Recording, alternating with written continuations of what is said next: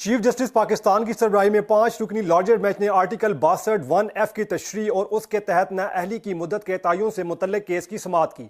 समाअत के दौरान attorney general इश्तर Ausaf ने अपने दलाइल में कहा कि 62(1)(f) पर नाअहली की मुद्दत का फैसला पार्लियामेंट ने करना है।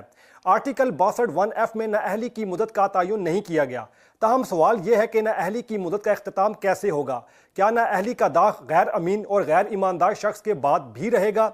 चीफ जस्टिस ऑफ पाकिस्तान ने रिमार्क्स में कहा कि जब आइन में मुद्दत का तयन नहीं तो नाअहली ताहयात होगी। अटॉर्नी जनरल ने कहा कि यह मामला पार्लियामेंट को हल करना चाहिए। इस मुकदमे में सवाल नाअहली की मुद्दत का है। आइन के आर्टिकल 62(1)(f) में मुद्दत का तयन नहीं किया गया।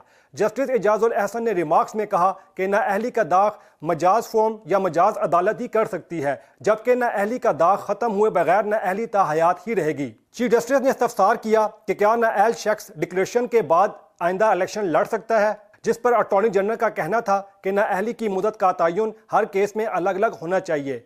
चीफ जस्टिस ने इस्तफसार किया कि क्या अदालत नाअहली का फैसला देते वक्त मुद्दत का तयन करेगी या नाअहल उम्मीदवार जब कागजात नामजदगी दाखिल करेगा तो मुद्दत का तयन करेगा। अदालत ने अटॉर्नी जनरल के दलाइल सुनने के बाद आर्टिकल 62(1)(f) पर फैसला महफूज कर लिया।